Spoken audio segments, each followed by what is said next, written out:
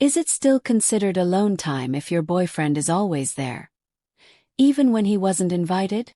Because if so, I've been alone with him at every group hangout for the past 3 months. I'm 20 years old and lately I've felt completely drained, mentally, emotionally, and in ways I didn't expect so early in a relationship. My boyfriend Caleb is 21. We've been together for about 7 months. We met on campus. He's a year ahead of me, and when we first started talking I could tell he was carrying a lot. He didn't have close friends, and he admitted he'd never been in a relationship before. He'd grown up feeling invisible, even unattractive, and it clearly took a toll on his confidence. By contrast, I'm outgoing. I've been in relationships, I have a strong support system, and I've always had an easy time building social bonds. Since my freshman year, I've been part of a friend group that's like a second family to me. Tight-knit, goofy, and full of shared memories. So when Caleb came into my life, I felt a strong pull to protect and support him. He was sweet, soft-spoken, and just eager to be seen, and I wanted to be the person who gave him that space. In the beginning, I was smitten. He was attentive in a way I hadn't experienced before, texting to make sure I got home safely, complimenting the smallest things, remembering little details I mentioned in passing. It felt like I was finally with someone who truly valued me.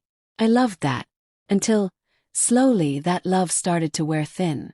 You see, Caleb doesn't have his own friend group, and over time he's kind of absorbed into mine. At first, it was sweet. I loved seeing him laugh with my friends, feeling included for once. But eventually, his presence started to feel like a shadow I couldn't shake. Every dinner, he's there. Every spontaneous outing, he's already assuming he's part of it. I didn't even get a chance to ask if he should come. He just does. Don't get me wrong. He's never angry or defensive if I ask for space. He's respectful in that way. But he doesn't seem to get it. Like the time I mentioned a weekend trip I was planning with a few girlfriends, and he casually said, "Oh, I might be busy that weekend, but I'll let you know if I can join you guys."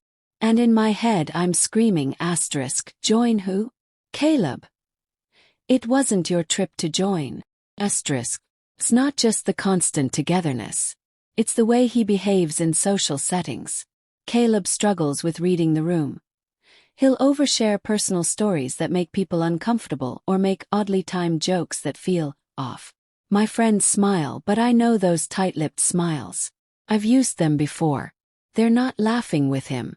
And honestly, neither am I anymore. I hate admitting this, but I've started to feel second-hand embarrassment. Things I once found quirky or cute now just feel grating. His texts used to make me feel adored. Now they just feel repetitive or awkward. Even his constant compliments, which once made me blush, now feel like a chore to respond to. I catch myself sighing when I see his name pop up on my phone. That's not love. That's emotional fatigue. Worse, I've stopped feeling physically attracted to him. The spark is gone, and what's left feels more like obligation than affection. I don't want to hurt him, but I also don't want to keep pretending I feel something I don't. And yet, I haven't broken things off. Why? 'Cause I know what I mean to him. I was the first person who ever really chose him. I see the way his face lights up when we're together. I know how much he relies on me emotionally. And the idea of walking away, of pulling that emotional lifeline out from under him, feels cruel. Not because I think I owe him my love, but because I genuinely care. I still like who he is as a person. But I'm not in love with him anymore.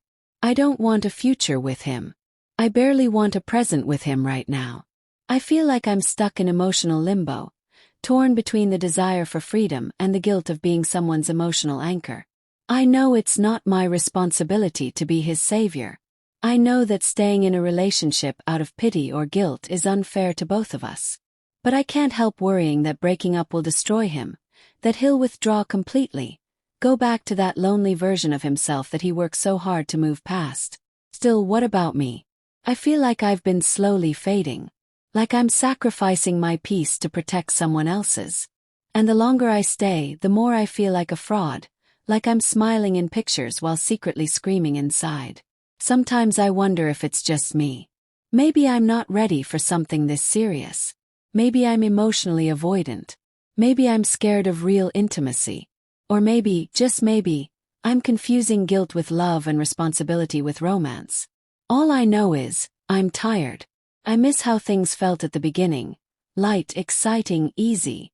But we're not those people anymore. And deep down, I know we're not meant to be. So here's the question I keep circling back to.